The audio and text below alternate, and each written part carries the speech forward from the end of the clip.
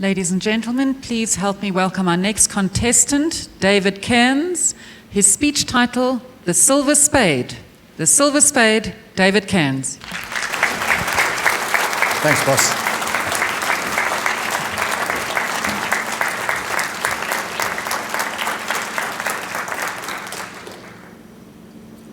I told the children 1,000 times, and I'm not exaggerating, do not play in the front garden during competition time. But no, they never listened to me. Look at the garden. It's wrecked. Tufts of grass everywhere. Where are the kids? I shouted. The kids had disappeared. They knew Dad's crazed front garden look. Madam Chairman, ladies and gentlemen, it all started some years ago. There was this advert in our local newspaper. Best front garden competition. Win the Silver Spade, presented by Baron Nicolaas van Schultz. I could win that spade. It would be easy, I said. I could just see my photograph in the local newspaper, holding the silver spade in my hand.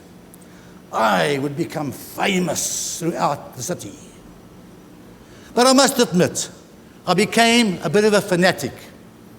I spent hours and hours grooming that front garden. I knew every plant and flower by name. And I mowed the grass every day. So what happened to the front garden and the grass? I asked the kids after dinner. World Championships, Dad. World Cricket Championships. We played against the Mitchell Avenue boys and beat them, Dad, they said. Now, I had played in the World Cricket Championships when I was a kid. The rules hadn't changed. Ball in the neighbour's yard and you were out.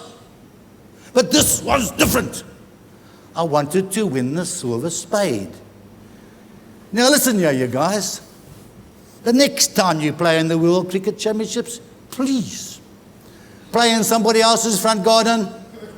Okay? And there, on page 4 of our local newspaper, was a picture of that nasty Cedric Johnson. Proud winner for the 5th time, holding the Silver Spade in his fat, podgy little hands. 13 Clarendon Drive wins Silver Spade Award again. I had checked that 13 Clarendon Drive front garden many times. I never saw children playing in his garden, and I heard that his mother helped him with the gardening. We called him Nasty Cedric because we thought that he was the person who threw bottles into our garden during competition time. One year, I got it right. The kids had been away on a summer camp. The judges were due. My front garden had winner written all over it. Even a weeping willow tree looked like it was smiling. The judges drove slowly down our road. I checked through the curtains to see what was happening. They had stopped. 4 heads turned towards our front garden. Yes, it's me. I was going to win the Silver Spade. I could not wait for the midweek local newspaper. The family gathered around.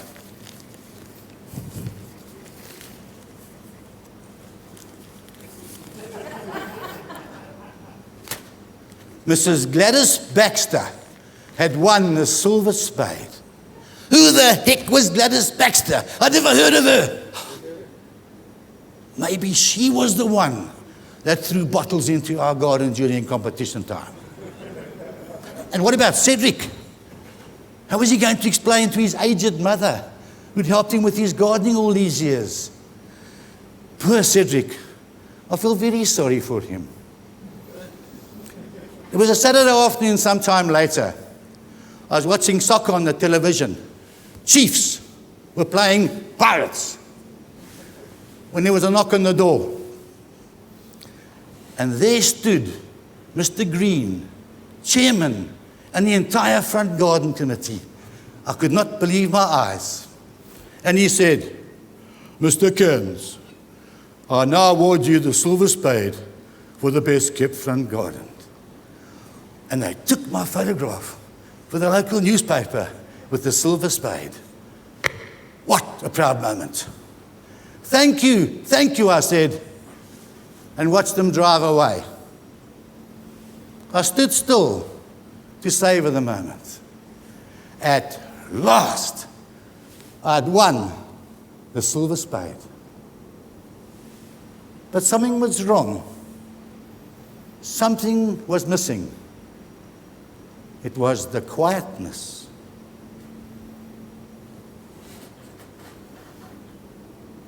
There were the shouts of laughter, squeals of delight, the arguments, and even sometimes a real cry of pain.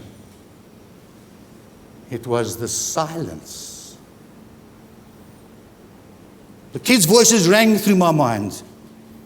Tears came to my eyes. I started to cry. The children had all grown up and had left home. They no longer played on the grass. To heck with the grass. What's the use of grass if you can't play in it? I spent all my time trying to win a Silver Spade when I could have spent more time with my family. This morning, heard a sweet little voice ask, "Grandpa, can we go outside and play on the grass?" To all you wonderful people here this morning, be careful of the silver spades in your life. Spend time with your loved ones. Let them remember the good times and not a silver spade. Madam Chairman.